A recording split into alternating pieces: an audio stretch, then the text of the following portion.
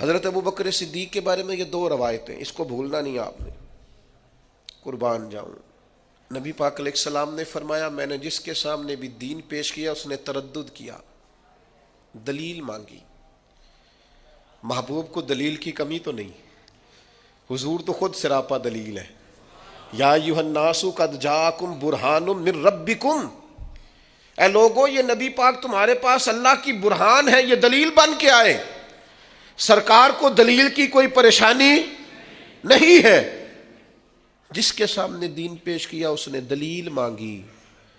اور دوسری طرف حال یہ ہے کہ حضرت عبداللہ ابن حذافہ فرماتے ہیں سرکار کوئی معجزہ نہ بھی دکھاتے تو چہرہ ہی ایسا تھا، لوگوں نے دیکھتے جانا تھا، کلمہ پڑھتے جانا تھا.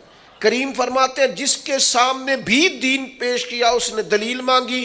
یہ میرے ابو بکر صدیق ہیں، میں نے دین پیش کیا ہے، دلیل مانگی کوئی نہیں، فوراً ہی کلمہ پڑھ کے مسلمان ہو گئے فوراً. یہ وہ چیز ہے جسے حضور نے بطور اعزاز کے بیان کیا، ان کی خصوصیت کے طور پر بیان کیا، فوراً مسلمان ہو گئے. آج تردد ہے، بے چینی ہے، انتشار ہے، وسوسوں کے غلبے، لوگ فکری پریشانی کا شکار ہے، ذہنی تناؤ کا شکار ہے. کچھ لوگ ایسے ہیں جن کا دل کرتا ہے کوئی ہمیں پکی خبر دے دینا میں ٹھیک ہوں تو پھر میں ٹھیک ہوں. یار چھوڑ، تو نفسیاتی ہو گیا ہے، تو یہ بڑے سارے گواہ چاہیے، بس تیرے اندر سے جو گواہی آتی ہے وہ ٹھیک ہے، تو دیکھ تو کہاں کھڑا ہے. ایک یہ روایت میرے کلیجے کو بڑا ٹھنڈا کرتی ہے، اور ایک دوسری روایت ہے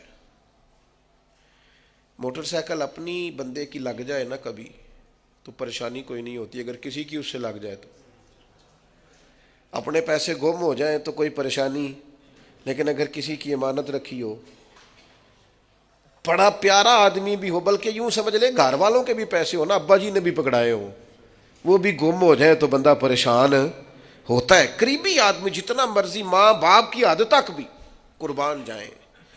کیسے ان لفظوں کو بیان کروں، اتنی اپنائیت، اتنی گہرائی.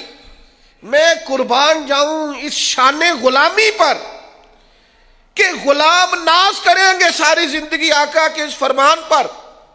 حضور فرمانے لگے مجھے اتنا نفع کسی کے مال نے نہیں دیا جتنا ابو بکر صدیق کے مال نے دیا. اور دوسرے مقام پہ فرمایا میرے پاس جس کے بھی پیسے آئے میں نے امانت سمجھ کے خرچ کیے. فرمایا جب ابو بکر صدیق کے آئے ہیں میں نے اپنے سمجھ کے خرچ کیے. قربان جاؤں، کیا انداز ہے، کیا غلامی ہے.